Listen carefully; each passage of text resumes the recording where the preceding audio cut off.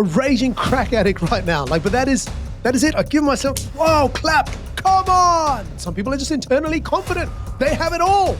They just know what they're doing. How do we get from the civilian to the superhero? Can I just take off then the shirt and then Superman just appears and Clark Kent is gone?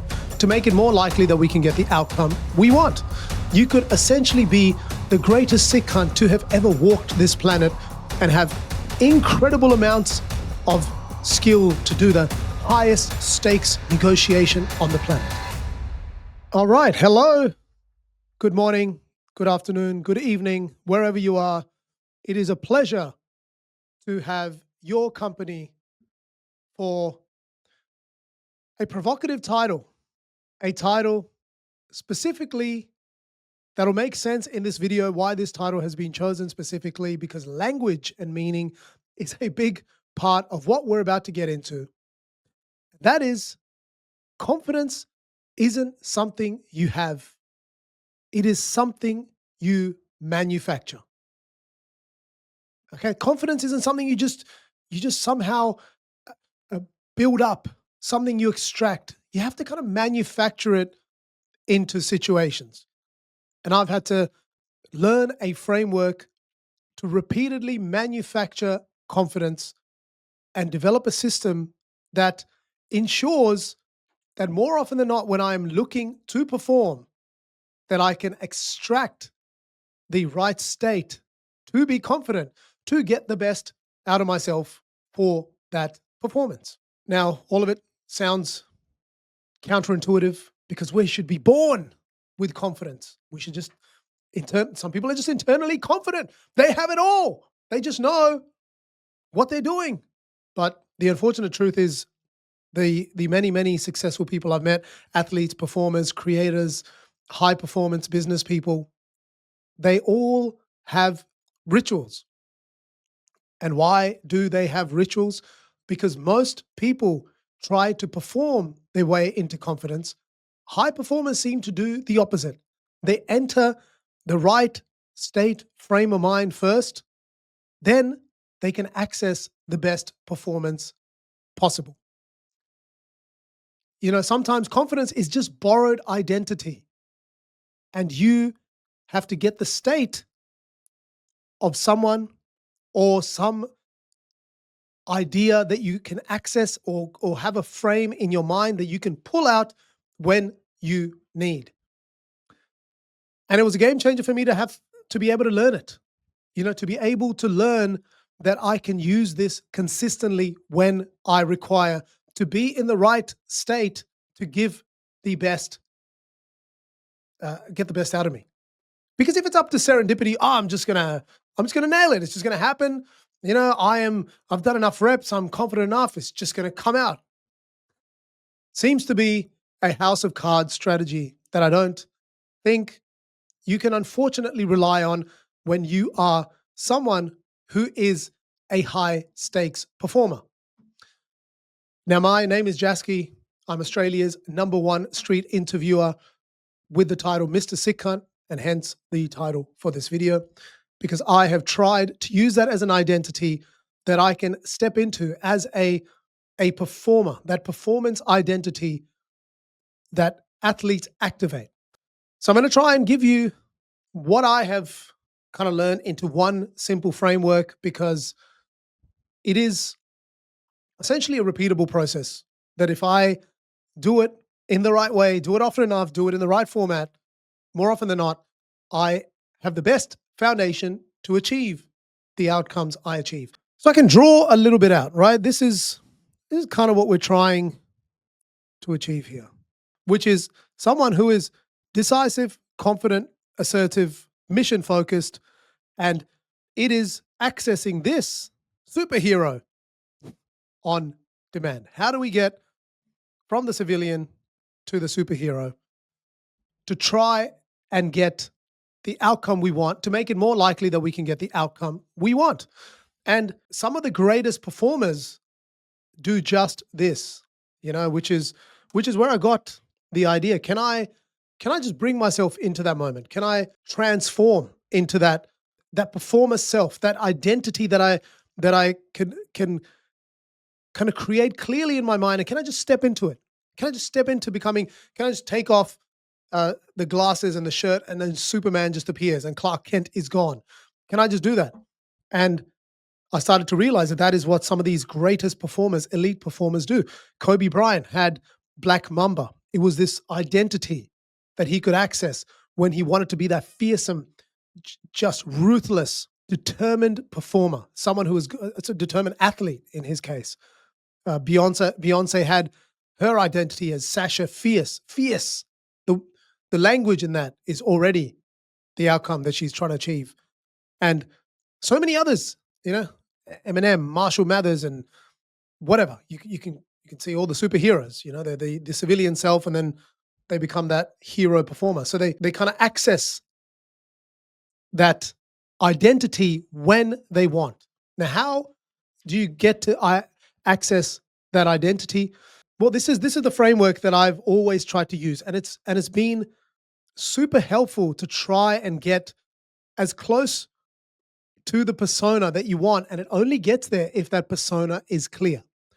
So, first and foremost, performance is not necessarily determined by skill, but more so by state. And what that means is you could be the most skillful, talented, gifted human being on the face of this earth. You could essentially be the greatest superhuman, the greatest sick cunt to have ever walked this planet and have incredible amounts of skill to do the highest stakes negotiation on the planet.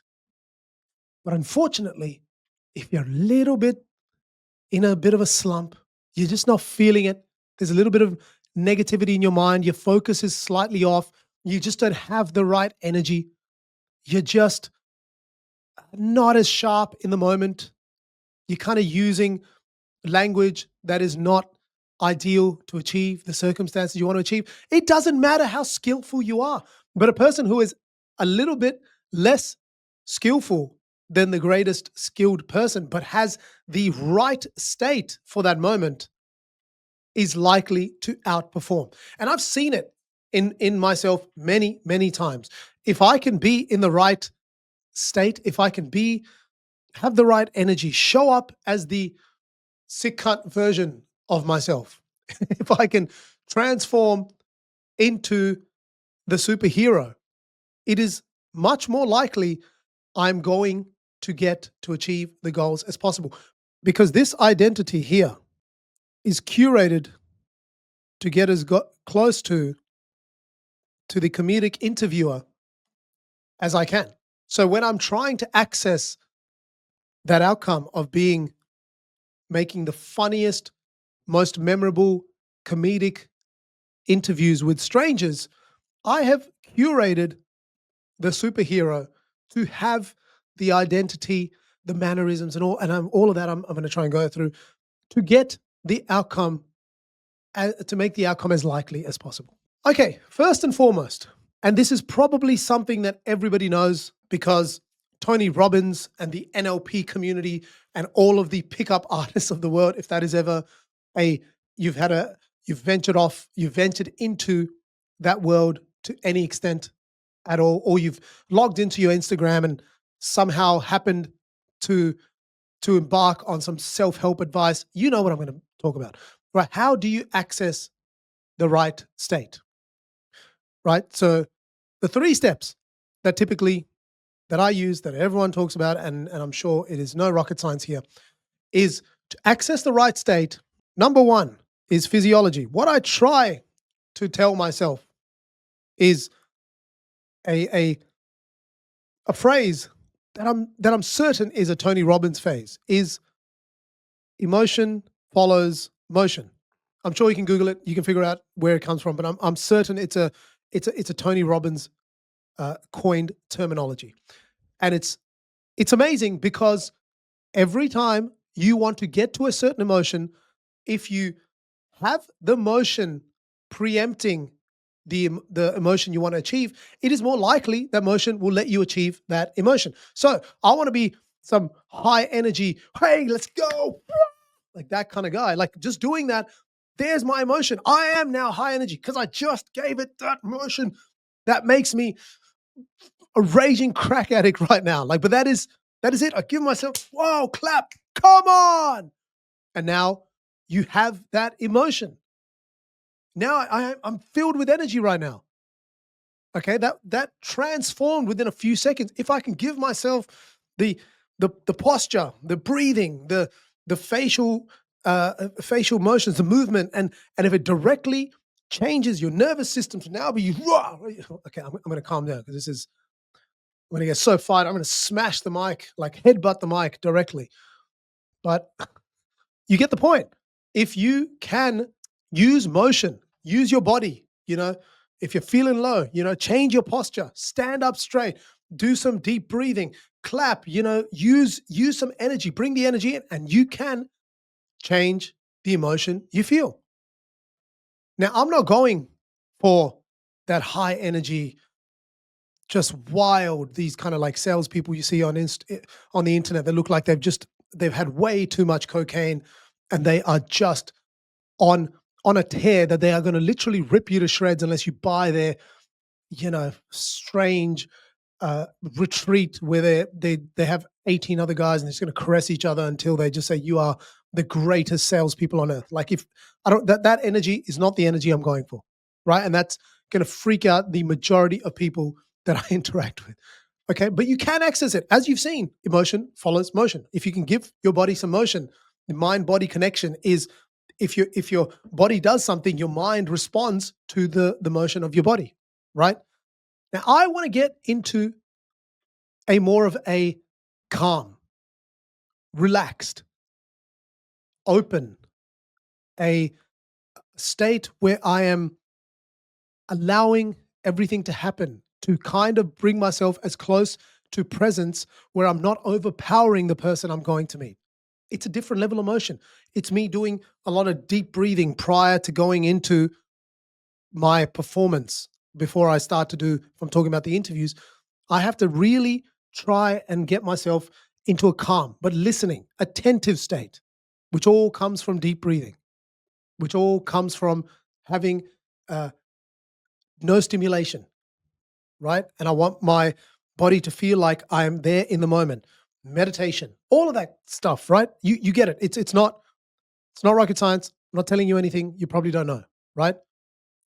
Physiology, right? If you can move in a way to get to the emotion you want to get, it is just way more likely you will pattern interrupt what you're already in.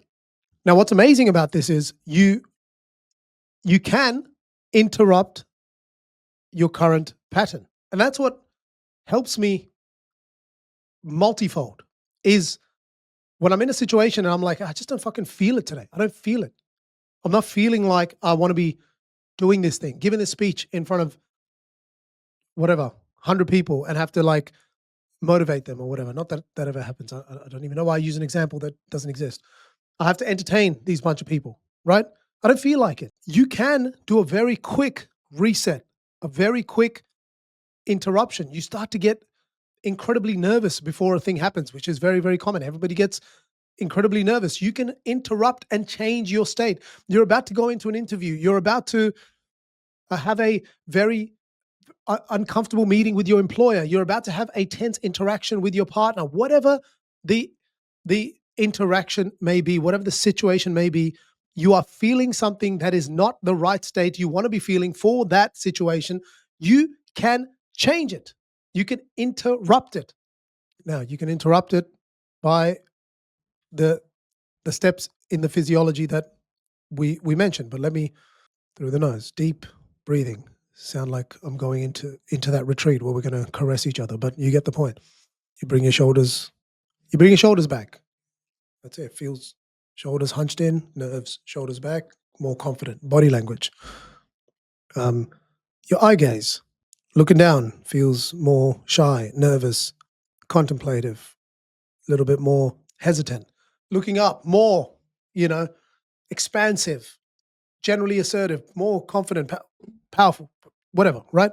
And then fucking move, right? Move. You move for a minute, move for whatever, how much time you have. Move.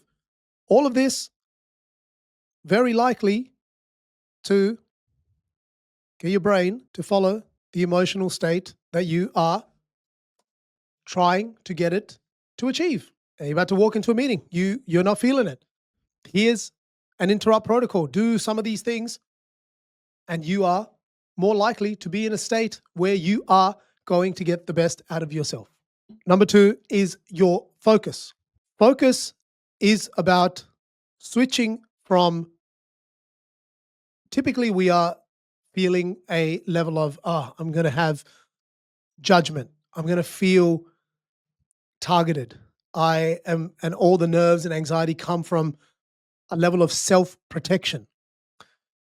And if you can switch that frame of mind to contribution, gratefulness, to expansiveness, doing something larger than just something to do with yourself, it typically changes your state to a more positive state, which is generally closer to where you want to be to get to focus. Because if your focus is on bullshit, you are typically going to be focusing on bullshit, right? Nothing, no rocket science there. If you're focusing on, this is going to go so bad, I'm going to walk in the room, and then he's just going to grill me, and then I don't know what to say. I'm not very good at this kind of stuff, and then I'm going to have to like conjure up this answer, and I get so nervous, and I'm going to leave. All of that stuff. You know, if you're focusing on your on risk and judgment, embarrassment, rejection, but you switch to typically curiosity, opportunity, uh, impact, and how awesome this chance actually is, which again is opportunity, but like how amazing this is. It completely, like, I'll give you an example. We travel to a new location many times. I'll give you an example. When we travel to a new location to film, we it's very different to many other creators. We don't have scripting, we don't have some detailed production schedule that I can pre-plan and go, okay, we're gonna day one, we're gonna do this, and then sorry, we kind of know what we're doing, but we don't know it's gonna pan out like this, and then the sets are gonna change, and then we're gonna end up at this location, and here's my script for this, and then we got to set up this part of the stage, and we're gonna. It's none of that. We are entering a new location with certain, generally very minimal planning in mind that would possibly scare the shit out of most people, including ourselves. It used to scare the fuck out of us that we are entering a completely unknown location. We have no idea the types of people we're going to meet. We have no idea what is going to take place. We have virtually no control over the type of content, conversations, outcomes. We don't know any. We're not in control of any of it. It is not structured. There's virtually no scaffolding, very minimal scaffolding, and we have to try within a certain time frame, because we're only there for a certain period. We can't just stay there. We have families. We have other tasks. We have other jobs to get to. We only have a certain time frame that we're together, and we have to produce something loosely based on this theme that we are going with. All of the negativity starts to roll through. It affects your state. You're you're like, my God, how are we going to do this? This is like so difficult. Where do we even start? Will I be able to even like make stuff funny? Am I going to be able to approach people and get them to speak to me? And am I going to be able to get those like moments we've had before? Like, oh, I don't know, this place is a little bit different. I don't know any of these streets. I don't know how this is. All of that focus changes your state, and then the motion changes your physiology, and then the physiology worsens your state. It's like a cycle of constant diminishing of your state to get further and further away from where you want to be to get the ideal outcome, to get the best performance out of you. So typically, when I get to the place, before I begin, the thing that makes a humongous difference is honestly to sit there for a second and go, how unbelievably lucky am I that we get to come up with one of the dumbest ideas, something so ridiculous that no one in their right frame of mind would even consider doing.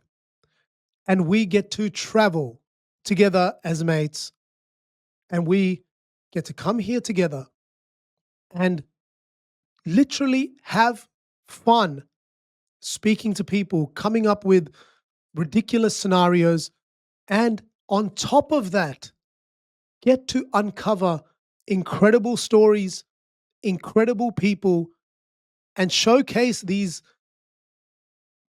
amazing ideas, amazing people, and just a, a, a perspective and a narrative that no one else is going to be able to do in the way that we do it. How incredibly lucky, honored are we that we can do this and somehow we get paid to do it?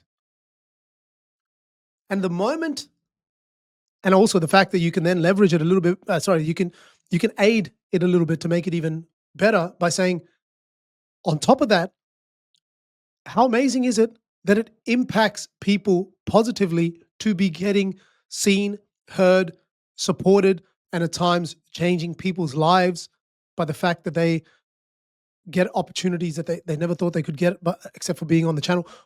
All of that, your state now is just incredibly positive and incredibly charged up. And now it changes again your physiology. Now you start to feel this positive emotion. You start to feel your shoulders go back and you're now standing straighter. Your breathing is better. You're just energetic. And now you're close to that superhero performer that you wanted to get to.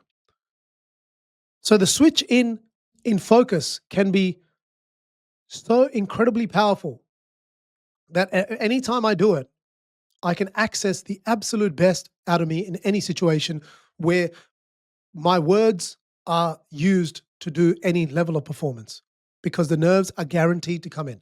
The negativity is guaranteed to come in. And if you can switch your focus, it can make a humongous difference to the output that we can create. And if I do it amongst a bad state, the outcome I have seen is always subpar. But if I can spend the adequate time to get the state right, the whatever emotion follows motion, do the motion, and repeat the same thing. Do all of that, get your focus towards curiosity, opportunity, gratefulness, impact, all of that, a away from self-protection, but more to contribution.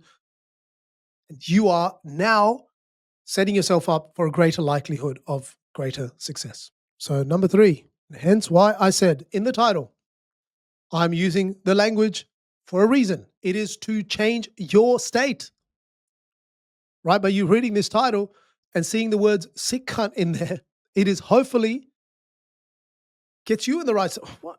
Being a sick cunt, it's way more invigorating and and an interruption to your current state than just putting becoming the best version of yourself. I don't know, whatever other alternative title I could have gone with, right? And now with language and meaning, one of the things that's really important here is to to s- to s- to stress that the same circumstance that goes through the filter of two people's minds is interpreted completely differently. Now let me reword that. So two people can experience the same situation and feel completely different emotions. Okay? Two people can experience the exact same situation and feel completely different emotions. And recently, I saw this. Two different people, same cancer diagnosis, and one of the worst things you can get. Two completely different emotions. One person, my life is over. I'm fucked. It's just the end of the world. It's the worst thing possible. And he is correct. It can be, right? The second person uh, is says the second person interpreted as one of the greatest things that could possibly happen to me, because now it gives me a greater perspective on what is important in my life. I was just doing things for the sake of doing things. I have had to really cull the shit that I thought was important, which is not that important. It has given me a much more important perspective on how important my family is, how valuable each moment is, and also it has really carved a spiritual aspect in my life. Both people are correct, and both people have virtually the same situation, but completely different emotions. And that is because we are extracting different meanings using the language that we tell ourselves in our mind, our internal language. And that meaning then changes our state. The same sort of experience can hit two people, or you can have any experience, any input come in. Oh, this conversation is going to be so stressful. This is going to be so bad. I'm just feeling so nervous. I'm not going to get through this. Or the language that you tell yourself, and it's kind of like the focus, but the language you use in this situation, and this is more specific on the language, is, well, you can either say this conversation is incredibly stressful, or this is the exact kind of conversation I've been waiting for to help me grow into the sick cunt that I want to be. Right? The same, it's the same, the same thing. It's the same situation. But your language and your wording and the meaning you're extracting from it, two completely different things, and two completely different, uh, two things that have completely different impact on your state. Now, one of the things that I read in this book, and the book was called Alter Ego, and it was incredibly powerful. I read it many, many years ago, and I've used it ever since. And the premise of it is you can be this person here who kind of isn't that great at whatever the thing may be, right? In my case, I wanted to be really good at stand up.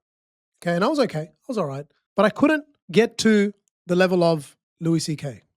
But I could access some of the traits, some of the state, some of the energy, and some of the mannerisms, and also just the behaviors of the person, just mirror them as much, as closely as possible to transform myself into Louis C.K. So just become the identity of Louis C.K., who was one of my comedic inspirations at the time. And I wanted to transport into Louis C.K., which could get me as quickly as I could into the state and the mannerisms, energy, traits that he had that made him so good. Now let me repeat that. I wanted to go from where I was, I wanted to go from where I was to mirroring Louis C.K. as much as I could, because I knew that is as close to success in that performance as I could get.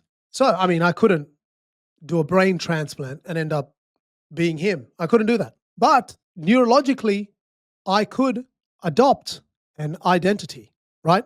I wanted to step into this role of this established comedian with this kind of behavior, this kind of communication, and this command of the stage, and all of this stuff. And that's what a lot of athletes, a lot of great performers do.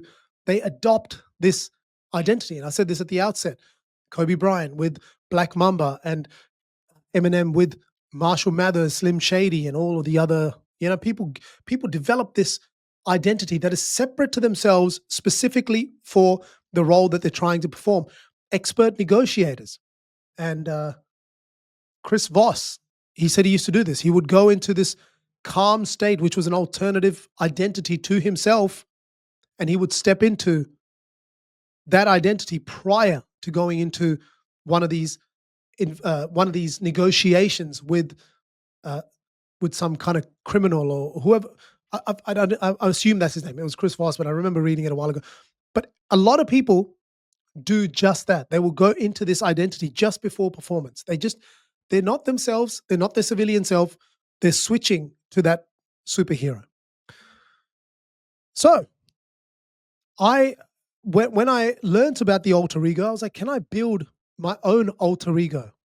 Now, how do I go from who I am, who's not the best suited for this purpose, and can I build that alter ego to get to this hero self of mine? What I realize works really, really well, and it's like a form of anchoring, is to try and label all the key things, the traits that I would like to have for the situation that I want. So, in the case of stand up, what are the traits that I would like to have? I would like to be calm. I would like to have command of the stage. I want to be unshakable. I want to be composed. I want to be dominant and whatever. And the list can go on. And what that helps me design is the performance traits and the kind of mindset I wanted to have. Okay. So those were the traits. These are the traits that would achieve what I wanted to be closer to my ideal performer. And I had that hero model. Now, if you don't have the hero model, it makes it a lot easier because you have a point of visualization. I want to be like Muhammad Ali, who is this composed, charismatic, very confident speaker. I want to be, I don't know, James Bond, who's this suave, romancer, charismatic, whatever it's always charismatic, whatever the guy, like whatever it is. I want to be a poised public speaker like Barack Obama. Whoever that model of the ideal role you want to step into, that makes it just so much easier because now you know who you are trying to pinpoint as the the personality you want to step into. And then, I don't know, it helped me. Maybe it'd help you give that character a name, give that identity a name. In my case, that was transforming into Sikhan, right? You can call yourself the professor, the interviewer, the calm negotiator, the the closer, the cleaner, the executor. Don't be the executor. That one's a bad one. Don't be that. No, no. We don't take that one away. But what it does is it helps me in my brain to separate the identity from your everyday identity. Now, this is a separate identity that I can access, that I want to build, that I want to make very, very clear in my mind. It is a compartment and an identity that is incredibly well defined and exactly what I want it to be, so I can step into it when I want. Okay. And the clearer it is, the more well defined it is, the more well practiced it is. And if it has its own name, like, people name their like imaginary friends. It's like that. Name your imaginary perfect friend who you are going to step into when required. And then it's incredibly clear what it is. And it gives you the chance of stepping into that with great clarity. You don't want any vague identification of that identity. Yep. Now, one thing this book mentioned, which made it a whole lot more powerful, and I've changed this over the years, and it was a physical trigger, something to have with you, and called a totem, and which is like assume it as as an object that has superpowers, right? The moment you wear it, like you wear the watch, that specific watch that is linked to that identity. Go buy MVMT. No, this is not a sponsorship. I don't know why. Anyway, could be a watch, could be your ring. You know, you're a single guy. You put on the ring and you're like, wow, I'm the suave pickup agent, which is in contrast to what a ring would do. I don't know. I used to have a necklace where I would put it under the shirt. I'd wear it the moment I would go on stage to perform. and it was activating this clear identity of my Louis C.K. version of myself. And I would step into that. The moment I wore the necklace, I would step into that identity and I could feel the difference because every day I did stand up, I was trying to build that identity clearer, that energy, that state, that exact feeling and the traits I wanted in that character every single time. Now, uh, and sorry, before I even get into what it is now, you can, I believe, use what NLP and a lot of these other techniques used to use is a very unique gesture. So it could be you see a lot of people pressing their fingers together. And in one of my previous videos, I indicated that Andrew Tate does this thing, and it's like a physical trigger, an anchor, and it's usually either pressing your fingers together or touching your fingers in a certain way or doing something that's not a usual behavior, but it's a specifically curated behavior to put you in that state. Like when I do this, I'm now incredibly focused. I have stepped into this new identity of the executor. I don't know why I bring back the fucking executor. But I have stepped into this identity of this stone cold killer. I'm sorry. I'm sorry. We've just gone too far. I can't. The murderer. I've whatever. I've stepped into this identity of this person that is the person that I want to be able to access this superhero version of myself, this hero version for this circumstance. So you can use your hands, your gestures, and whatever it is, and by building upon that every time you're accessing the identity, you do the thing, you put on the totem, you hold the object, you wear the watch, and like I said, in my case, it's now the microphone. So I do all my practice of getting into the right state, which I mentioned previously in this video, of physiology, focus, language, do all the motion, do all the breathing, and all that kind of exercise to get into the right state. Then I want to access the identity of Sikhan, which I step into the moment I hold the microphone. And I can feel it. The moment I hold the microphone, it's like, yes, it is it. This is it. This is a moment. The interviewer Sikhan is here. And now I'm operating from that identity. And I can now enter the arena. And same for you. You want to, at that moment, the situation that you are entering into is refer to it, think of it as an arena. You are entering the arena. When you enter it, that alternate personality, that alternate identity that you've built is now active. The moment you step out of the arena, make sure there's a clear detachment that that is not you anymore, because it just solidifies it even further. Okay, so just to summarize, is it is a lot easier for me, has been for me, than having to kind of conjure up some unusual, strange, weird affirmations and other rah rah,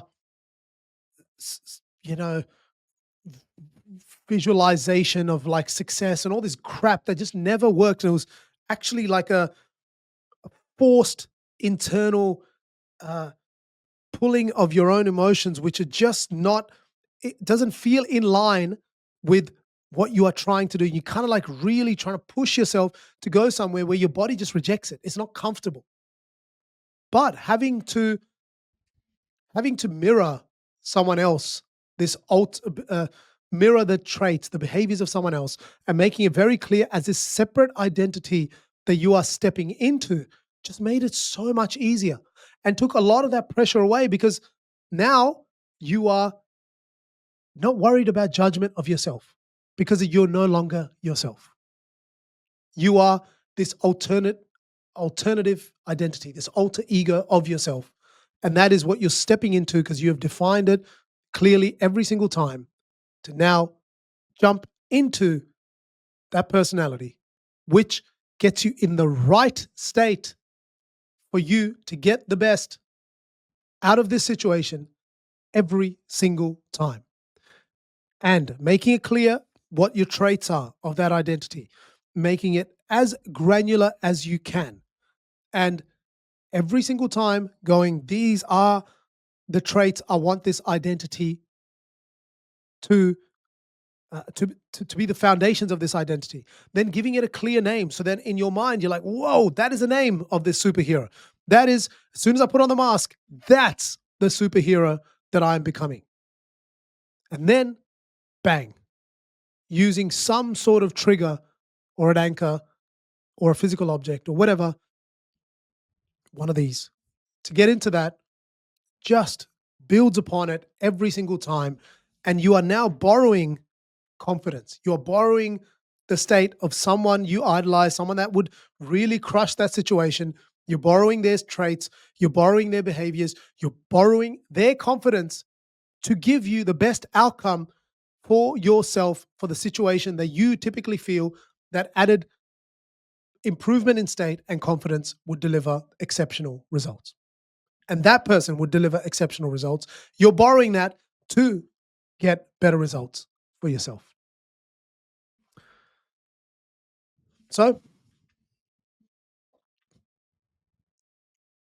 yeah. So I hope I was just thinking if there's anything further to add, but I believe that's a lot to take on. It's a lot to take on. And it's a lot of thoughts in my head that I've tried to share part of the framework and actually virtually most of the framework. I use this all the time to try and get myself in the absolute best position that I can be to to perform at my best, which is within my control. To try and manufacture confidence as opposed to hoping it's going to arrive. It's going to drop on me from the sky and it's going to land on me and I'm just going to feel it doesn't happen. But if I can manufacture it and I can put a framework in, more often than not, it helps me achieve better outcomes and it helps you not waste your fucking time. Because a lot of the time, if you can be in a better state, you are getting the best use out of your inputs, the greatest outputs for the inputs that you put in. So I hope that's valuable.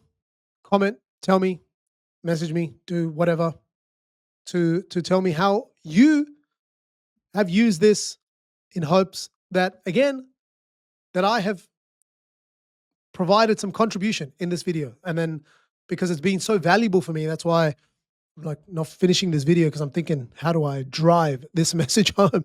That hopefully it's been such a powerful confidence building framework for me that I hope you give it a try because I know it can make a big impact to your performance. Take care. See you on the next one. Bye bye.